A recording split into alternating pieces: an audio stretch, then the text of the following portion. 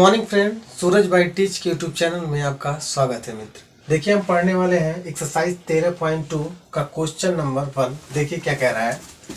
एक ठोस एक अर्धगोले पर खड़े एक शंकु के आकार का है जिनकी त्रिज्याएं 1 सेंटीमीटर तथा शंकु की ऊंचाई उसकी त्रिज्या के बराबर है। इस ठोस का आयतन पाई के पदों में व्यक्त कीजिए। मतलब एक ठोस है जो अर्धगोले पर खड़ा है। तो सबसे पहले हम बनाएंगे एक अर्धगोला। तो हमने एक अर्धगोला बना दिया। देखिए एक ठोस एक अर्धगोले पर खड़ा है, लेकिन वह किसके आकार का है? शंकु के आकार। ये अर्धगोला है, इसी पे कोई ठोस खड़ा है, तो ठोस खड़ा क्या है? शंकु के आकार का है। तो हम यहां लिखेंगे, ऐसे बना देंगे, शंकु के आकार का है। क्वेश्चन को समझिए। कोई एक अर्धगोला है जिस पर ठोस एक शंकु खड़ा है। क्लियर? फिर कहे जिनकी त्रिज्याएं 1 सेंटीमीटर, यानी यहां से ये इसकी हो गई क्या? ये उसकी त्रिज्या हो गई। अगर ये इसकी त्रिज्या हो गई तो यह भी इसकी त्रिज्या ही होगी। और त्रिज्या कितना है? 1 सेंटीमीटर। तो हम लिख रहे हैं त्रिज्या इसकी 1 सेंटीमीटर तथा शंकु की जो ऊंचाई है उसकी त्रिज्या के बराबर है। मतलब त्रिज्या जब 1 सेंटीमीटर है तो शंकु की ऊंचाई भी, प्यारे मित्र, शंकु की ऊंचाई भी कितनी हो जाएगी? 1 सेंटीमीटर ही हो जाएगी। 1 सेंटीमीटर। तो मुझे क्या क्या पता है? मुझे यहाँ आर पता है। इसका आर क्या है? 1 सेंटीमीटर। और इसका जो एच है, शंकु की जो ऊंचाई है, वह भी मित्र 1 सेंटीमीटर है। आइए हम सॉल्व करते हैं। कह रहा है कि इस ठोस का आयतन पाई के पदों में व्यक्त कीजिए। मतलब पाई का मान आपको नहीं लिखना है, पाई ही आंसर में लेके आना है। तो कोई पूछेगा ये आकृति कैसे बनी है, तो आप कहेंगे इसमें एक अर्धगोले का आयतन है और एक इसमें शंकु का आयतन है। तो देखिए हमने यहाँ लिख रखा है कि ठोस का आयतन, यही ठोस का आयतन कैसे बना है। तो एक अर्धगोले का आयतन, तो अर्धगोले का आयतन यह रहेगा, प्लस रहेगा। देखिए यहाँ प्लस रहेगा, प्लस और किससे? शंकु के आयतन से। देखिए शंकु का आयतन हम जानते हैं, अर्धगोले का आयतन जो होता है 2/3 पाई आर क्यूब होता है। ये प्लस का साइन है, प्लस है क्योंकि ये दोनों से मिलकर के बना है, इसीलिए यहाँ प्लस है। और शंकु का आयतन जो होता है 1/3 पाई आर स्क्वायर एच। आइए देखते हैं इन दोनों में सबसे कॉमन क्या है। कॉमन लेकर के क्वेश्चन बहुत ही आसान हो जाते हैं। देखिए हम कॉमन लेते हैं। देखिए यहाँ 2/3 है। इस 2/3 को हम लिख सकते हैं 1/3 गुणे 2 लिख सकते हैं ना। तो यानी इस 2/3 में 1/3 पहले से ही है, तो हमने 1/3 लिख दिया।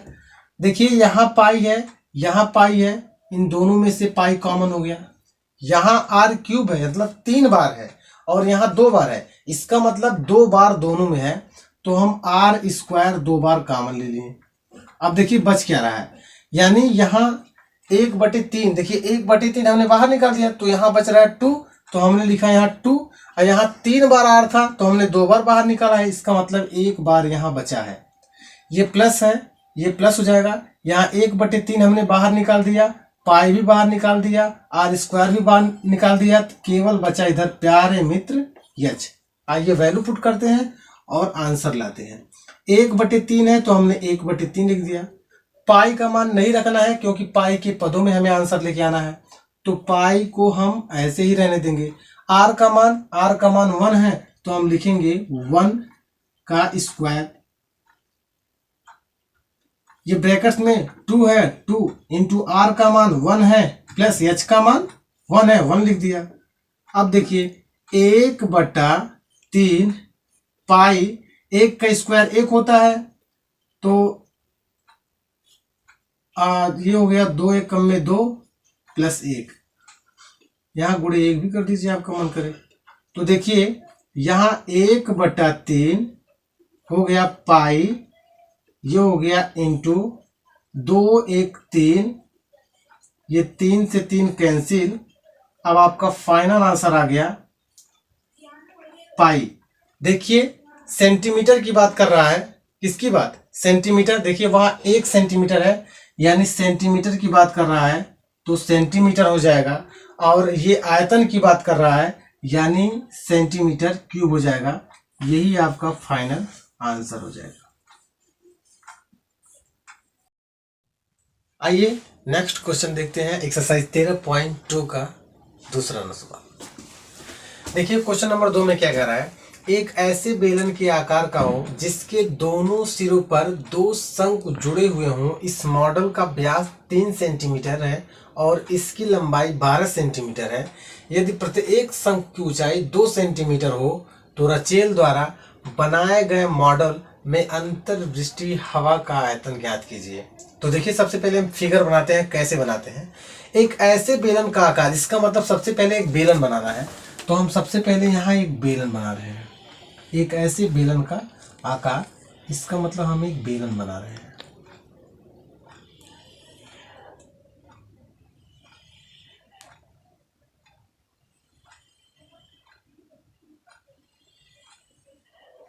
एक बेलन बन गया जिसके दोनों सिरों पर 2 शंकु जुड़े हुए हों, यानी इस सिरे पे भी शंकु जुड़े हैं प्यारे मित्रों, और इस सिरे पर भी शंकु जुड़े हुए हैं।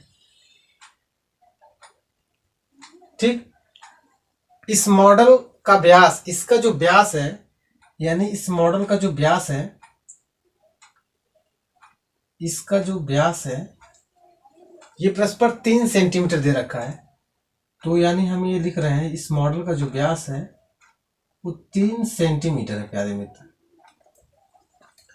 और इसकी जो लंबाई है, यानी टोटल जो इसकी लंबाई है, यानी यह टोला से भैया वहां टोला तक, यानी यहां से लेके यहां तक इसकी लंबाई 12 सेंटीमीटर है।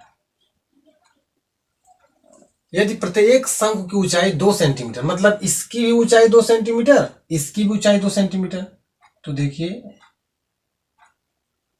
मतलब इसकी भी ऊंचाई 2 सेंटीमीटर और इसकी भी ऊंचाई 2 सेंटीमीटर, इसकी ऊंचाई 2 सेंटीमीटर। अगर इसका व्यास 3 सेंटीमीटर है तो इसकी जो त्रिज्या हो जाएगी वो परस्पर 1.5 सेंटीमीटर हो जाएगी। ठीक है, तो हमें क्या मिल रहा है? हमें तो इसका रेडियस यानी इसकी त्रिज्या 1.5 सेंटीमीटर मिल रहा है। शंकु की ऊंचाई h इक्वल हमें 2 सेंटीमीटर मिल रहा है। अब देखिए अगर 2 सेंटीमीटर यहां से लेके यहां तक है, यहां से लेके यहां तक है, तो ये शंकु की ऊंचाई निकाल दें, इस शंकु की ऊंचाई निकाल दें तो हमें बेलन की ऊंचाई मिल जाएगी। तो देखिए कितना, बेलन की ऊंचाई कितनी हो जाएगी?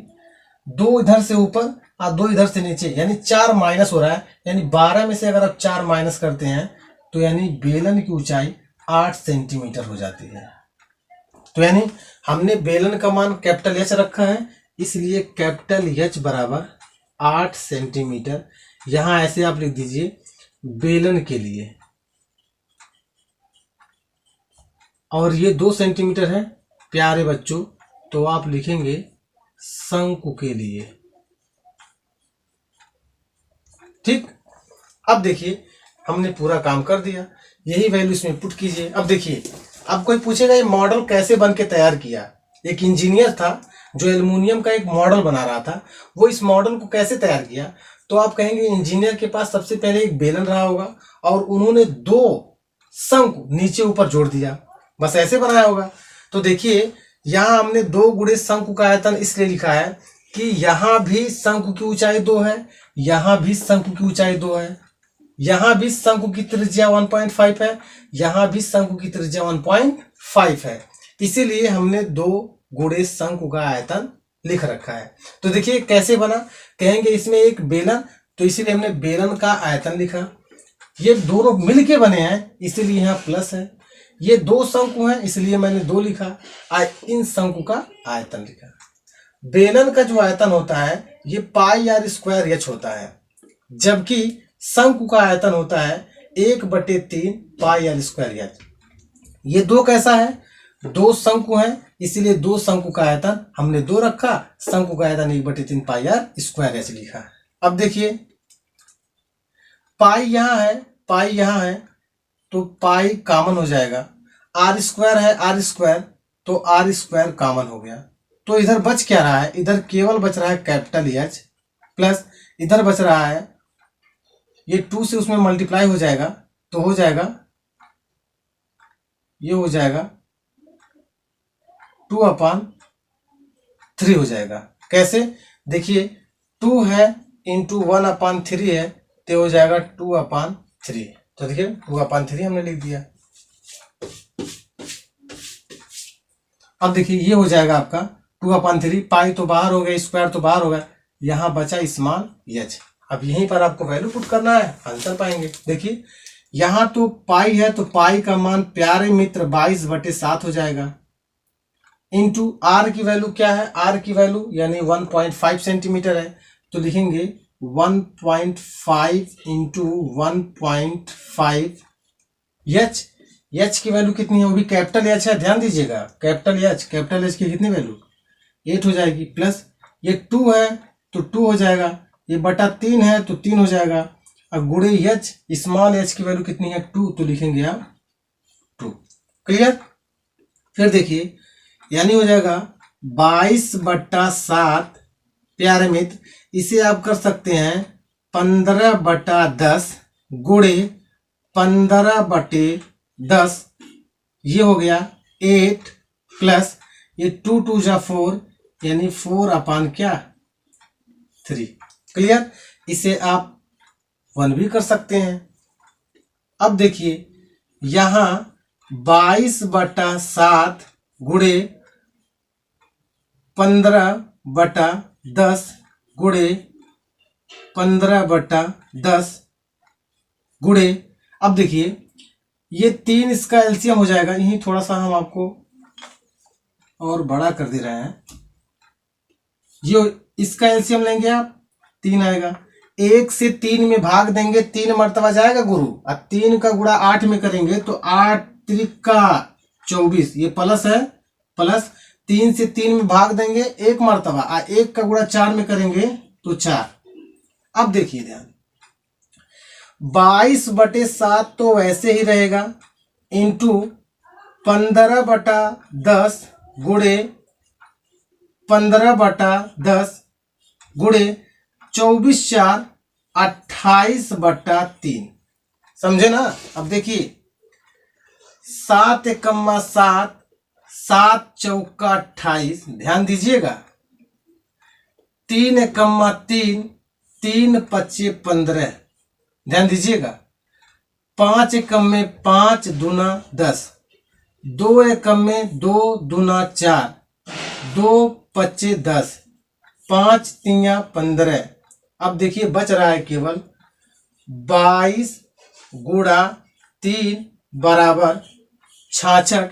अब चल रहा है इसमें बात सेंटीमीटर की गुरु, तो हम लिख देंगे सेंटीमीटर, और इसमें हम ज्ञात कर रहे हैं आयतन, इसलिए हो जाएगा सेंटीमीटर क्यूब। ये 66 सेंटीमीटर क्यूब आ गया आपका answer. This is logic behind the term.